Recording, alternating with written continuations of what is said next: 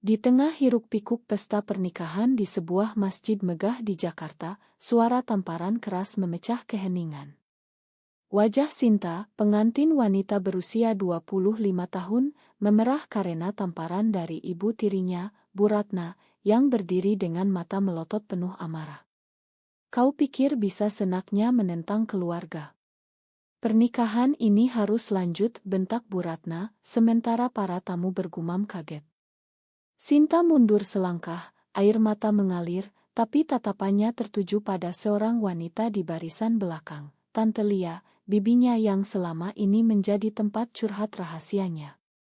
Lia, seorang pengacara berusia 35 tahun dengan rambut pendek dan sikap tegas, bangkit dari kursinya, jantungnya berdegup kencang. Ia tahu, saat ini adalah momen krusial. Momen di mana ia harus memilih antara diam atau membela keponakannya, meski itu berarti membuka rahasia besar tentang dirinya sendiri. Sinta dan Lia memiliki ikatan yang dalam, lebih dari sekadar keluarga. Sejak kecil, Sinta sering menginap di rumah Lia di kawasan elite Jakarta Selatan, di mana Lia tinggal sendirian setelah perceraiannya 5 tahun lalu. Di sana, Sinta belajar tentang kebebasan, tentang mimpi-mimpi yang tak terikat norma masyarakat. Tapi rahasia terbesar adalah ketika Sinta mengaku pada Lia 2 tahun lalu, "Tante, aku suka perempuan. Aku mencintai Rina, teman kuliahku." Lia tersenyum pahit saat itu karena ia sendiri telah menyembunyikan orientasi seksualnya seumur hidup. Di Indonesia, di mana agama dan tradisi begitu kuat, menjadi lesbian berarti hidup dalam bayang-bayang penolakan. Lia pernah mencoba menikah dengan pria untuk memenuhi harapan keluarga, tapi pernikahan itu berakhir tragis, meninggalkan luka yang dalam. Kembali ke altar, Lia melangkah maju, suaranya tegas meski tangannya gemetar. "Cukup, Bu Ratna. Ini bukan cara mendidik anak." Para tamu terdiam, mata tertuju padanya. Bu Ratna, istri kedua ayah Sinta, adalah wanita ambisius yang melihat pernikahan Sinta dengan anak seorang pengusaha kaya sebagai tiket naik status sosial. Ayah Sinta, Pak Budi, seorang pejabat pemerintahan, hanya diam, wajahnya pucat. Ia tahu tentang rumor-rumor tentang putrinya, tapi memilih mengabaikannya demi menjaga nama baik keluarga. "Lia, ini urusan keluarga kami. Kau bukan bagian dari ini," kata Pak Budi pelan, tapi Lia tak mundur. Flashback ke 6 bulan lalu, ketika Sinta pertama kali bertemu Rina di kampus Universitas Indonesia. Rina, gadis berusia 24 tahun dengan senyum hangat dan mata cerdas, adalah aktivis lingkungan yang penuh semangat. Mereka bertemu di sebuah seminar tentang hak asasi manusia, dan sejak itu, hubungan mereka berkembang dari persahabatan menjadi sesuatu yang lebih dalam. Malam-malam mereka habiskan di kai-kai kecil di Kemang, berbicara tentang mimpi, tentang ketakutan mereka terhadap masyarakat yang tak menerima cinta seperti milik mereka. "Aku takut, Rina. Keluargaku akan membunuhku jika tahu," kata Sinta suatu malam, tangannya memegang erat tangan Rina. Rina membalas, "Kita bisa lari, tapi itu bukan solusi. Kita harus kuat." Tapi tekanan datang dari segala arah. Bu Ratna, yang selalu iri pada Sinta karena kedekatannya dengan ayahnya, mulai mencurigai perilaku Sinta. Ia mengintip ponsel Sinta dan menemukan pesan-pesan mesra dengan Rina. "Ini dosa besar. Kau harus nikah dengan cowok yang kucari," bentak Bu Ratna, memaksa Sinta menerima lamaran dari Andi, anak teman bisnis ayahnya. Sinta menolak, tapi ancaman Bu Ratna membuatnya takut, "Kalau kau tolak, aku akan cerita ke semua orang. Nama keluarga hancur karena kau."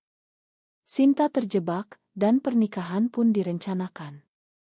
Lia, yang tinggal di apartemen mewahnya, sering menerima telepon dari Sinta yang menangis. "Tante, aku tak bisa. Aku cinta Rina." Lia ingin membantu, tapi ia sendiri sedang bergulat dengan masa lalunya. Dulu, Lia jatuh cinta dengan sahabatnya di kuliah, tapi ketika keluarga tahu, mereka memaksa Lia menikah.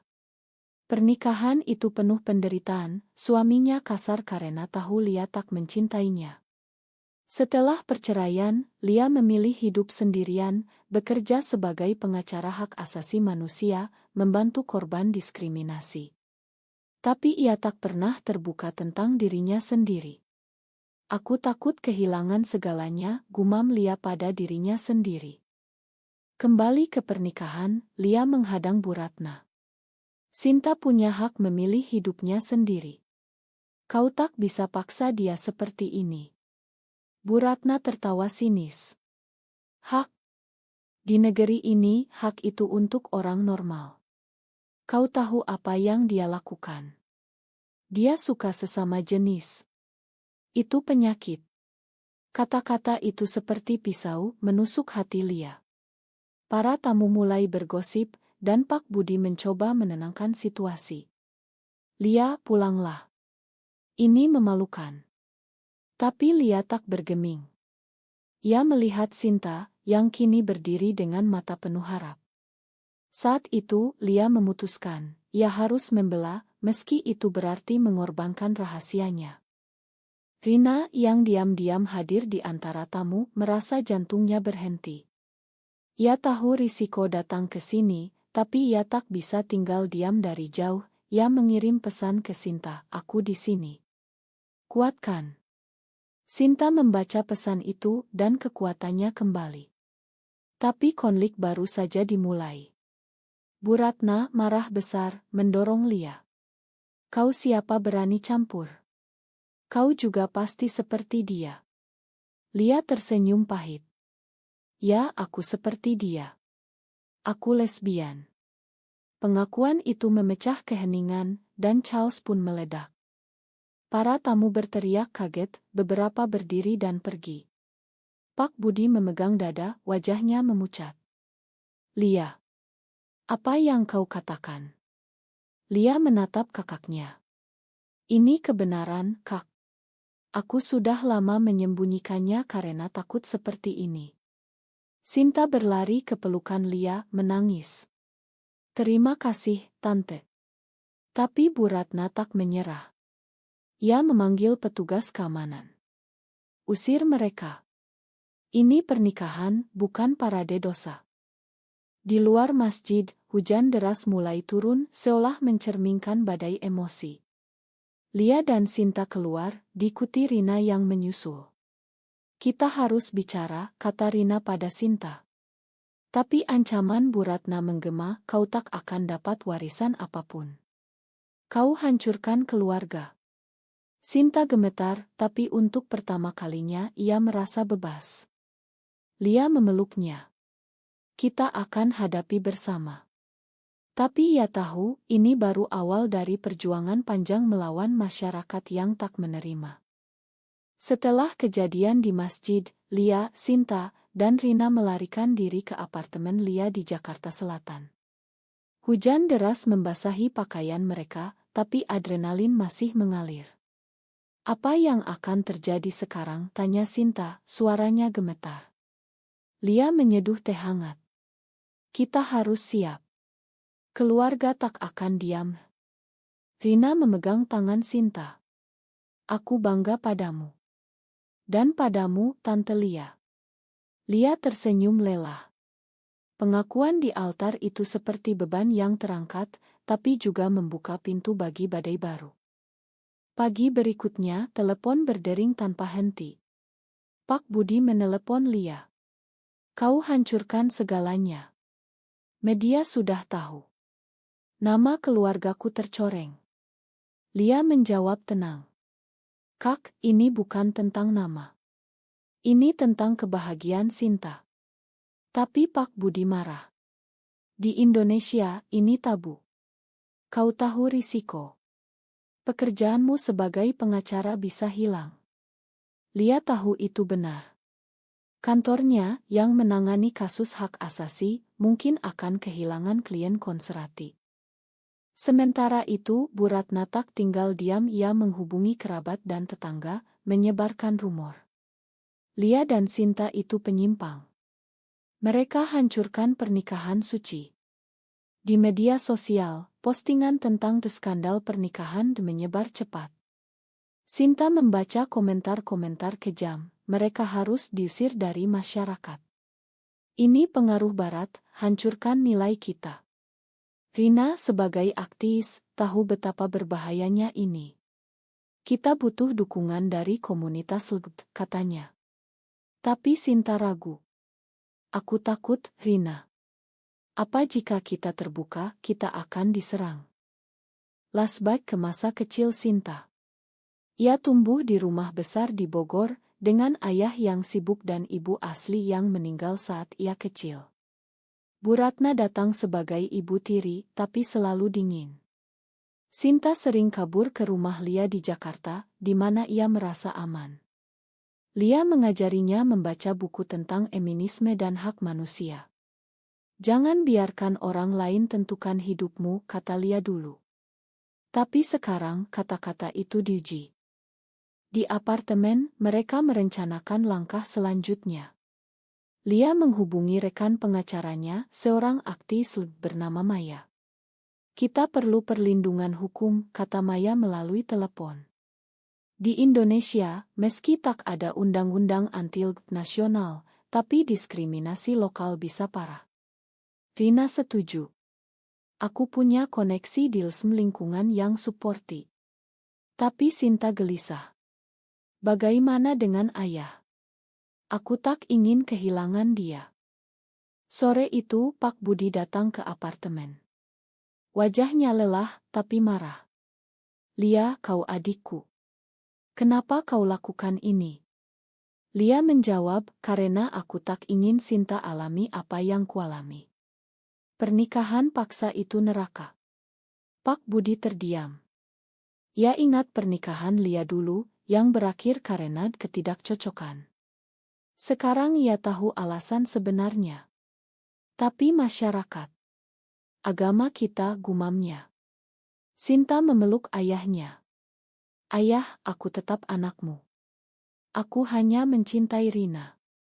Pak Budi menangis, tapi tak bisa menerima. Aku butuh waktu, katanya sebelum pergi. Bu Ratna di rumah merencanakan balas dendam. Ia menghubungi Andi, calon pengantin yang ditolak. Kau harus tuntut mereka. Ini penghinaan. Andi, pria egois, setuju. Ia mengirim pesan ancaman ke Sinta, kau akan bayar mahal. Rina marah membacanya. Ini pelecehan. Lia tenang. Kita akan lawan di pengadilan jika perlu.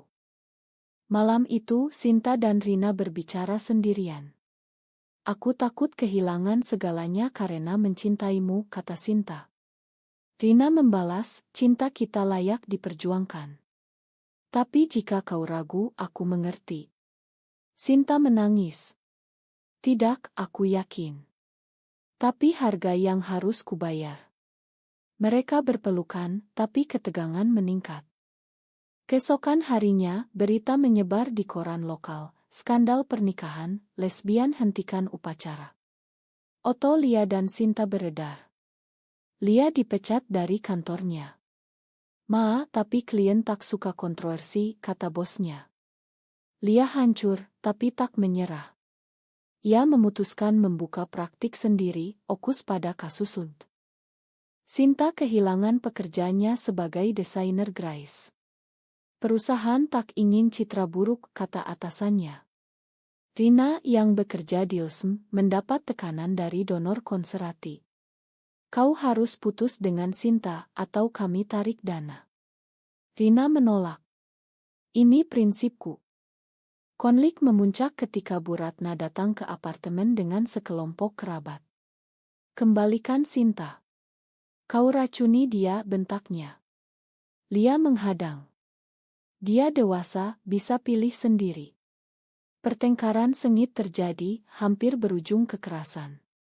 Polisi datang dan Bu Ratna mengklaim Lia menculik Sinta.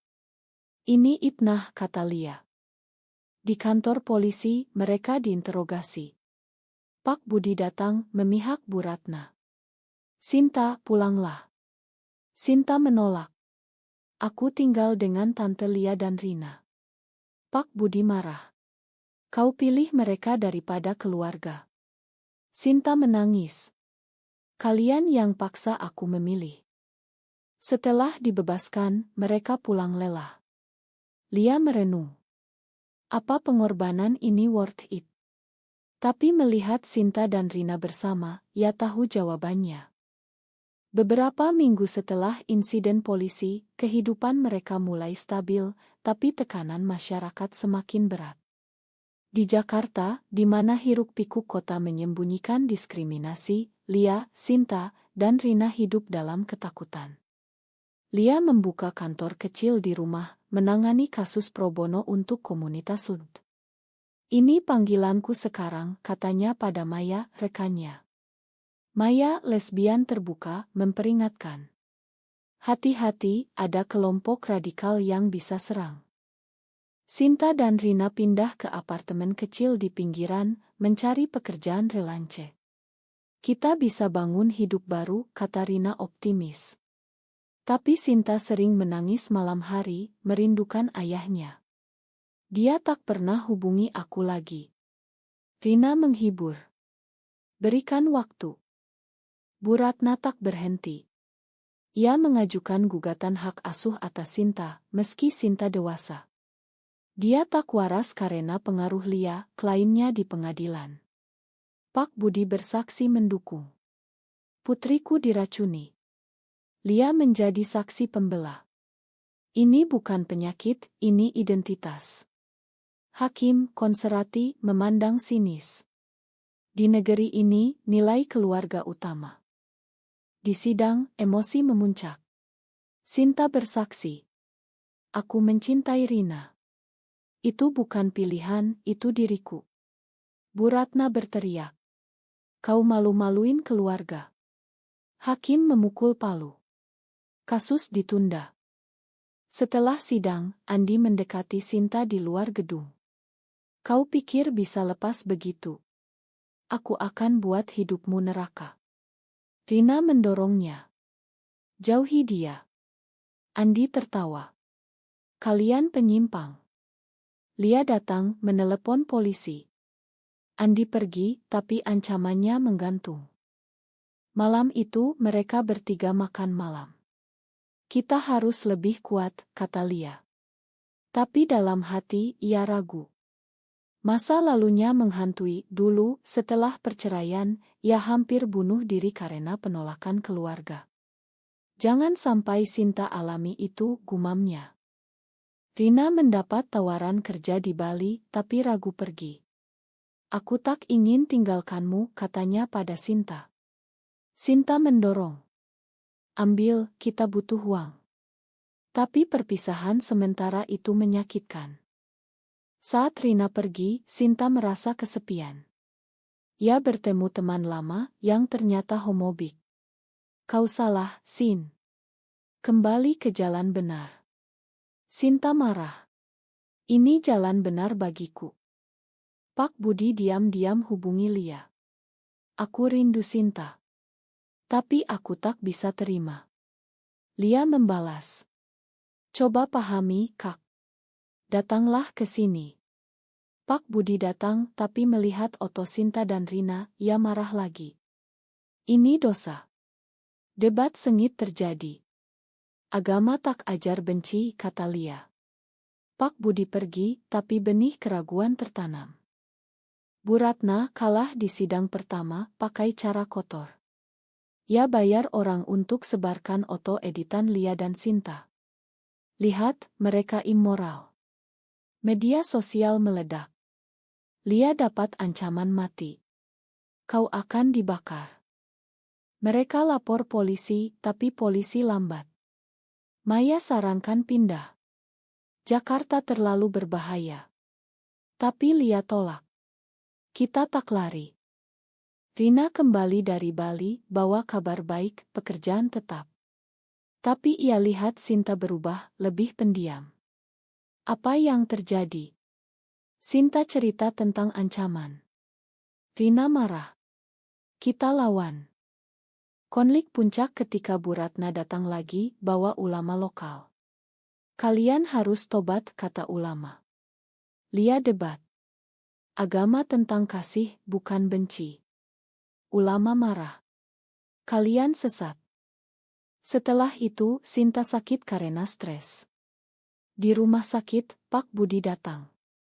Aku tak ingin kehilanganmu. Sinta menangis. Ayah, terima aku apa adanya. Pak Budi ragu, tapi peluk putrinya. Lia dan Rina tunggu di luar. Ini kemajuan, kata Rina. Tapi Lia tahu perjuangan belum selesai. Setelah Sinta pulih, kehidupan mereka diji lagi. Pak Budi mulai datang lebih sering, mencoba pahami. Aku baca buku tentang LGD, katanya pada Lia. Tapi sulit. Lia sabar. Itu langkah besar, Kak. Bu Ratna merasa dikhianati, putuskan hubungan dengan Pak Budi. Kau pilih mereka daripada aku. Ia pindah ke rumah saudaranya, bawa barang-barang. Pak Budi sedih, tapi lega. Mungkin ini yang terbaik. Sinta dan Rina semakin dekat, tapi tekanan sosial membuat mereka bertengkar. Aku lelah sembunyi, kata Sinta. Rina setuju. Mari kita terbuka. Mereka ikut acara pride kecil di Jakarta, tapi rahasia. Lia dapat kasus baru, seorang lesbian muda diusir keluarga. Ini mirip Sinta, katanya. Ia menang, tapi lelah. Maya ajak Lia bergabung lesm besar. Kau bisa bantu lebih banyak. Andi kembali, kali ini dengan gugatan pencemaran nama. Kau hancurkan reputasiku. Di pengadilan, Lia bela Sinta. Ini pemerasan. Hakim memihak mereka, Andi kalah. Tapi kemenangan itu mahal. Media terus sorot. Lia kehilangan teman lama. Kau berubah, kata mereka. Lia jawab, aku jadi diri sendiri. Rina dapat promosi, tapi harus pindah ke Surabaya. Aku tak ingin pergi, katanya. Sinta egois. Jangan tinggalkan aku. Pertengkaran hebat. Kau tak paham pengorbananku, kata Rina. Mereka pisah sementara. Sinta kembali ke Lia. Aku salah, Tante.